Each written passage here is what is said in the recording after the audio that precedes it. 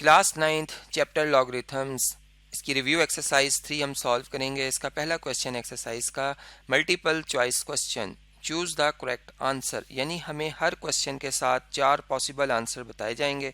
हमने उनमें से जो करेक्ट आंसर है उसे टिक करना होगा, उसे पिक करना होगा। पहला क्वेश्चन अगर आप देखें, जैसे इसमें लिखा हुआ है कि if a power x equal to n then what, मतलब कि अगर एक number a power x equal to n form यानी एक्सपोनेंशियल फॉर्म में है तो इसकी लॉगरिथमिक फॉर्म क्या होगी। अब यहाँ पे मैं क्विक सी रिवीजन करा देता हूँ कि अगर हम 2 पावर 3 जो है इसको जानते हैं कि ये 8 के इक्वल है, तो अगर हम लॉग फॉर्म में देखें तो लॉग 8 विद बेस 2 का जो आंसर आएगा वो 3 आएगा। यानी यहाँ से हमें बात समझ में आती है कि हमें लॉगरिथम जो लेना होगा वो n का लेना होगा, बेस जो है उसमें a लिखना होगा, तो तब हमारा आंसर इक्वल टू x आएगा। अब ये ऑप्शन कौन से ऑप्शन में लिखा हुआ है आंसर, तो x equal to log n with base a, यहाँ पर एहतियात से अगर आप देखें तो ये सी ऑप्शन में ऐसा ही लिखा हुआ है कि लॉग n है, बेस a है और इक्वल टू x है। तो सी ऑप्शन जो होगा हमारा वो यहाँ पे करेक्ट ऑप्शन होगा और इसे हम मार्क कर देंगे। इसके बाद इससे नेक्स्ट अगर आप क्वेश्चन को देखें तो उसमें इस तरह से है कि the relation y equal to log x with base z implies, यानी यहाँ पर हमने ये चीज़ चेक करनी है कि अगर लॉगरिथमिक फॉर्म में एक नंबर लिखा है तो एक्सपोनेंशियल फॉर्म में वो क्या होगा। यानी अगेन जैसे अभी हमने एक एग्जांपल देखी थी कि 2 पावर 3 अगर 8 के इक्वल है तो लॉग 8 जो होगा विद बेस 2 जो है वो इक्वल टू 3 आएगा। यानी अगर हमें यूँ लिखा हुआ मिल रहा है कि लॉग ऑफ मतलब x है, बेस z है और इक्वल टू ये किसके है, y के है, तो इसके जो मतलब इसको कन्वर्सली अगर हम देखें, रिवर्स में देखें, तो यहाँ पर z जो है बेस में आएगा और पावर में क्या आएगा, जैसे 2 की पावर 3 है तो z की पावर क्या आएगी, y आएगी, और इक्वल टू यहाँ पे क्या लिखा हुआ है x, जैसे यहाँ पे 8 था तो इक्वल टू 8 आया था, यहाँ पे x आएगा, तो x equal to z power y, x equal to z power y सिर्फ इस ऑप्शन बी में लिखा हुआ है, हम इसे मार्क कर देंगे। ठीक है जी, इसी के से हम करेक्ट आंसर तक पहुंच सकते हैं, बी ऑप्शन हमारा बेस्ट ऑप्शन होगा। इसके बाद थर्ड एमसीक्यू अगर आप देखें तो इसमें लिखा हुआ है the logarithm of unity to any base is what, यानी कि अगर आप किसी भी नंबर का जो कि मतलब ऐसी बेस आप रख रहे हो जो कि डिफाइंड हो, तो उसका अगर हम 1 पे लॉगरिथम कैलकुलेट करेंगे तो उसका क्या आंसर आएगा। यानी कि log of 1 with base a is equal to question mark है। अब a जो है बेस ऑफ लॉगरिथम, ये हम बात जानते हैं कि ये 0 से ग्रेटर होती है और 1 के इक्वल भी नहीं होती है। तो अब अगर हम इसी बात को यूं देखें कि हम a पावर हम ये मतलब एक्सपोनेंशियल फॉर्म में देखें कि a पावर हम फाइंड करने जा रहे हैं, क्या लें कि जिससे आंसर 1 आएगा, तो हम ये बात जानते हैं एक क्लास से कि हमने पढ़ रखा है कि a पावर 0 जो है वो इक्वल टू 1 होता है, प्रोवाइडेड जो a है खुद वो 0 नहीं होना चाहिए।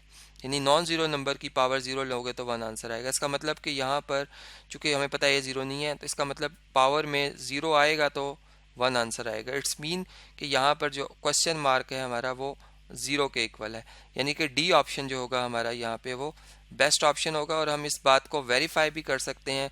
फॉर एग्जांपल अगर मैं आपको यहाँ कैलकुलेटर से समझा दूँ कि अगर हम कॉमन लॉगरिथम ले रहे हैं जिसकी बेस 10 है, और अगर मैं 1 पे इसकी लॉगरिथम की वैल्यू चेक करना चाहूँगा तो मुझे इसका आंसर क्या मिलेगा, 0 मिलेगा। और इसी तरह अगर मैं नेचुरल लॉगरिथम पे 1 का आंसर चेक करूँगा तब भी मुझे आंसर क्या मिलेगा, 0 मिलेगा। तो इस तरीके से ये कंफर्म भी होगी बात।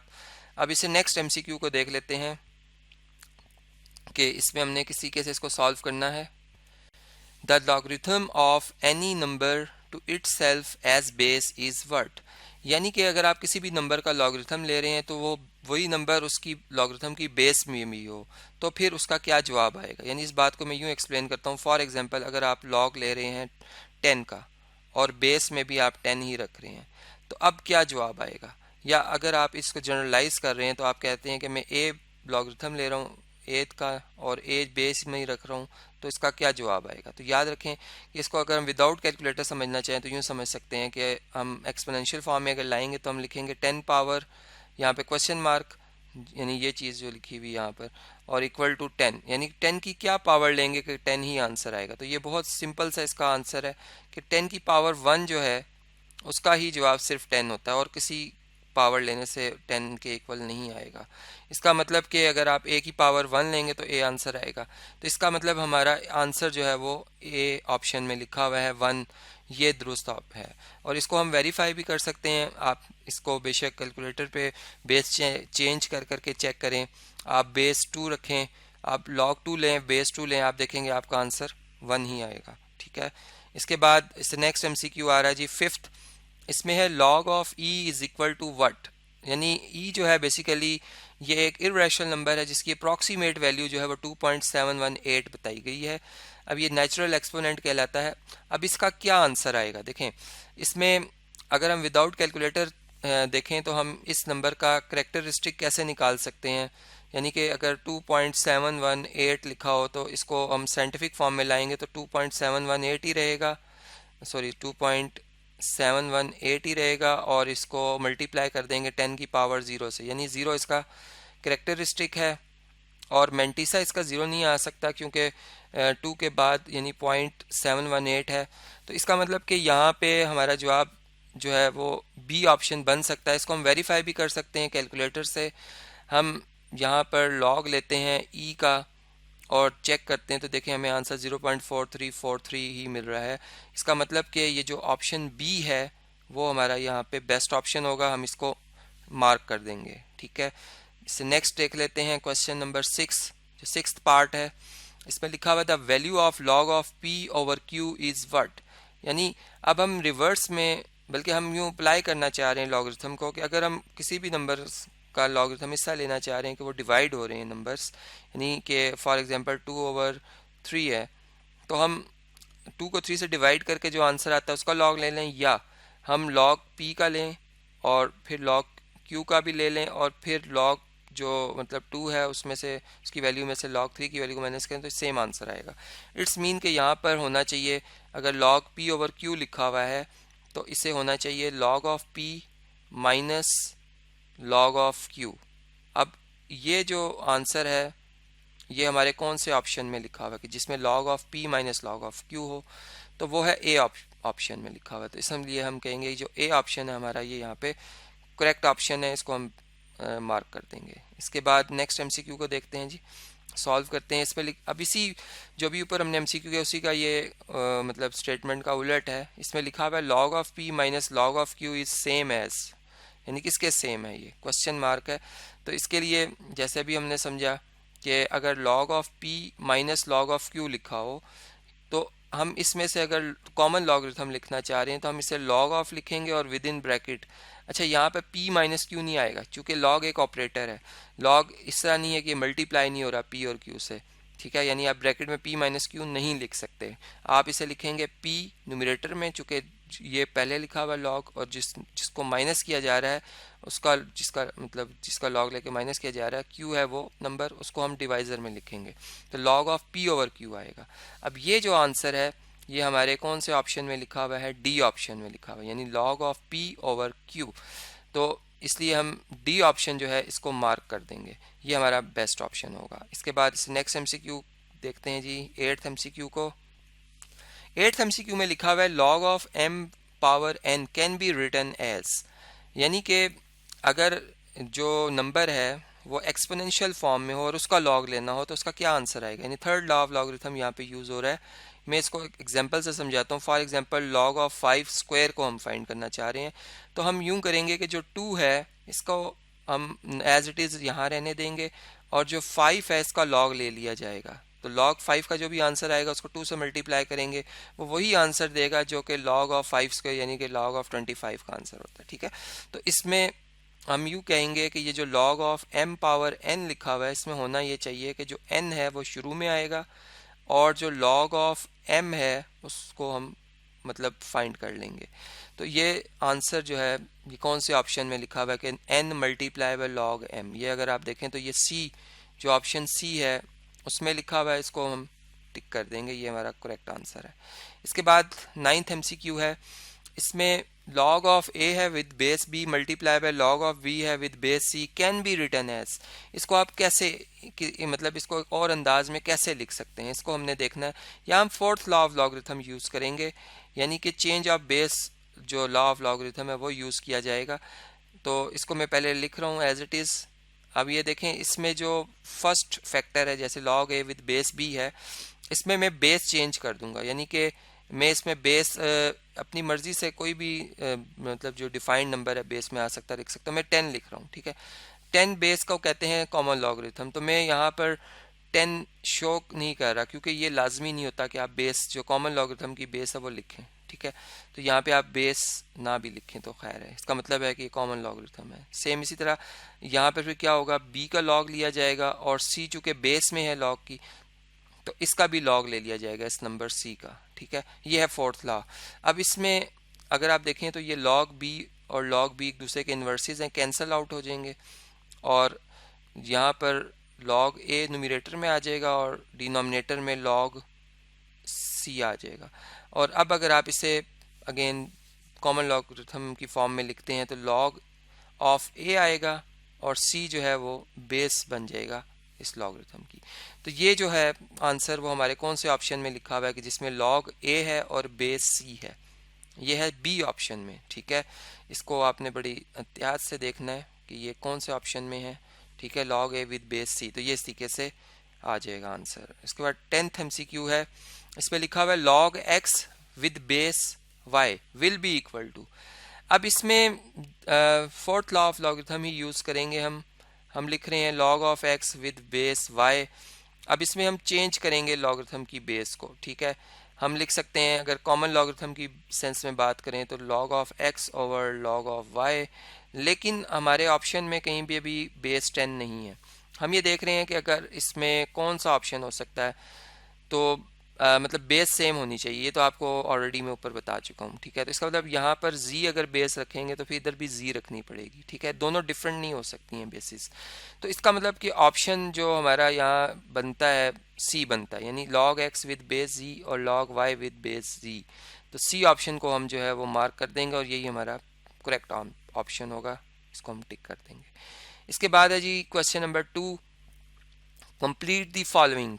अब इसमें हमने इसे कंप्लीट करना है स्टेटमेंट को, इसके आगे क्या आना चाहिए, यानी कंप्लीट द फॉलोइंग में है जी पहली स्टेटमेंट के for common logarithm the base is, तो हमें पता है कि बेस क्या होती है कॉमन लॉगरिथम की, 10 होती है। यानी कि हम इसको यूं डिफाइन कर सकते हैं कि log ऑफ अगर आप 10 ले रहे हैं और विद बेस 10 है तो आप जब इसका log लेंगे तो इसका आंसर 1 आएगा।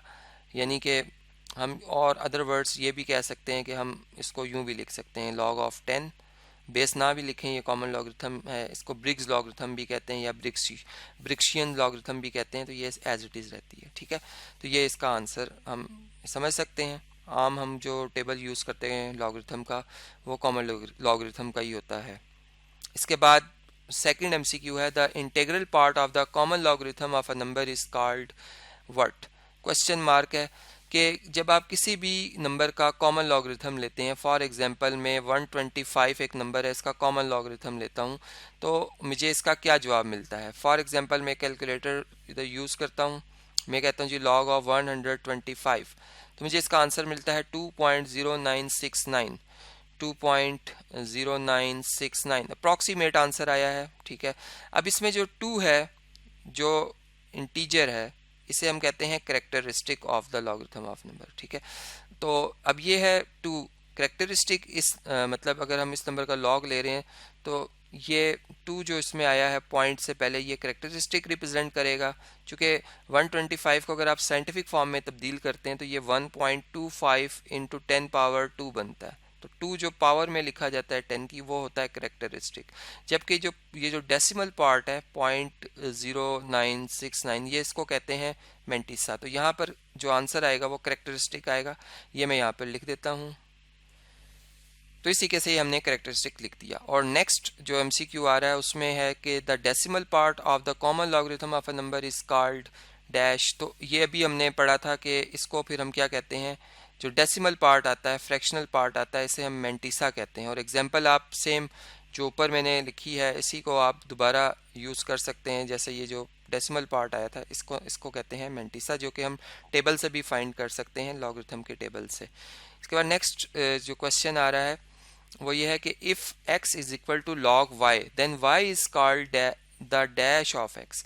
यानी कि अगर log एक ऑपरेटर है, अगर y का वो आंसर देता है x तो y जो है वो कैसे, मतलब y is called dash of x, यानी in term of x y को हम कैसे डिफाइन कर सकते हैं, तो हम इसे कहेंगे कि ये इसके इन्वर्स ऑपरेटर से आएगा, यानी कि लॉगरिथम का जो इन्वर्स ऑपरेटर होता है उसे हम एंटी लॉगरिथम कहते हैं। तो यहाँ पे आएगा एंटी लॉगरिथम, ठीक है। और इस बात को हम जो है वो एग्जांपल से भी समझ सकते हैं।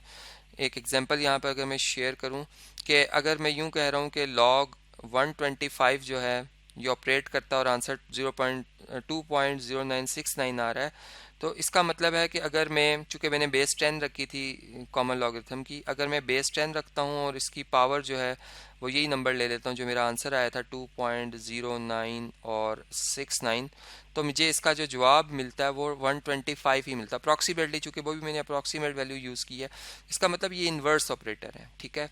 तो इसलिए हम y is called the anti logarithm of x यहाँ पर लिखेंगे। अब इससे नेक्स्ट जो MCQ आ रहा है वो हम देखते हैं। जी सॉरी, स्टेटमेंट जो आ रही है उसको हम देखते हैं कि इसमें लिखा हुआ है कि if the characteristic of the logarithm of a number is 2 bar, that number will have dash zeros immediately after the decimal point. यानी कि अगर आप किसी नंबर का लॉगरिथम लेते हैं और उस नंबर का जो लॉगरिथम का आंसर आया है उसमें करेक्टरिस्टिक जो है वो 2 बार शो होता है, तो इसका मतलब ये है कि उस नंबर में जो डेसिमल पॉइंट के बाद कितने ज़ीरो आने चाहिए। मतलब मैं इस बात को यूँ समझाता हूँ कि अगर एक नंबर है 0.02, ठीक है, तो अब अगर मैं इसको साइंटिफिक फॉर्म में तब्दील करूँगा तो मैं पॉइंट को एक तो शिफ्ट कर रहा हूँ राइट साइड, ठीक है, 2 डिजिट्स, तो ये बनेगा 2.0 और 10 पावर कितनी आ जाएगी -2, तो मतलब -2 इसका करेक्टरिस्टिक है। और यहाँ पर पॉइंट के बाद इमीडिएटली कितने ज़ीरो आ रहे हैं, 1 ज़ीरो आ रहे हैं, इसलिए हम यहाँ पर 1 लिखेंगे। इस बात को आप वेरीफाई कर सकते हैं कैलकुलेटर से कि आप मतलब अगर 0.02 का अगर मतलब लॉगरिथम लेंगे तो जाहिर बात है उसमें जो करेक्टरिस्टिक शो होगा वो -2 होगा, ठीक है। इसके बाद इससे नेक्स्ट MCQ आ रहा है, अगर हम उससे देख लें, उसमें इस तरीके से स्टेटमेंट है कि if the characteristic of the number characteristic of the logarithm of the number is 1, that number will have dash digits in its integral part। यानी इस बात को मैं यूँ समझा सकता हूँ कि अगर आप किसी नंबर का लॉगरिथम ले रहे हैं और उसके लॉगरिथम का जो करेक्टरिस्टिक आया है नंबर का 1 आ रहा है, तो इसका मतलब है कि वो जो नंबर है उसके कितने डिजिट्स होंगे। तो ये देखें, मैं आपको इसकी एग्जांपल समझाता हूँ। फॉर एग्जांपल हम एक ऐसा नंबर ले रहे हैं जैसे कि 25 है और इसका जगह अगर हम लॉगरिथम लेते हैं तो इसका करेक्टरिस्टिक 1 शो होगा और इसका मेंटिसा जो है, फॉर एग्जांपल मैं यहाँ पर चलें लिख के देता हूँ कि हमने log 25 फाइंड किया है, तो इसमें 1 करेक्टरिस्टिक शो हुआ और आगे इसका मेंटिसा शो हो रहा है। इसका मतलब कि जो भी मतलब डिजिट होंगे, 2 डिजिट नंबर होंगे, उसके जो करेक्टरिस्टिक शो होगा हमेशा वो 1 होगा। क्योंकि जब भी हम 2 डिजिट नंबर को साइंटिफिक फॉर्म में चेंज करते हैं, जैसे कि ये 2.5 इंटू 10 पावर 1 बनेगा, तो 1 इसका करेक्टरिस्टिक शो होगा। इसका मतलब यहाँ पर 2 डिजिट्स नंबर आएगा, यानी कि हम यहाँ पर 2 लिखेंगे और ये इसका आंसर होगा। तो इसी कैसे ये स्टेटमेंट्स वाले जो क्वेश्चन और MCQ टाइप क्वेश्चन थे हमने यहाँ पर समझे।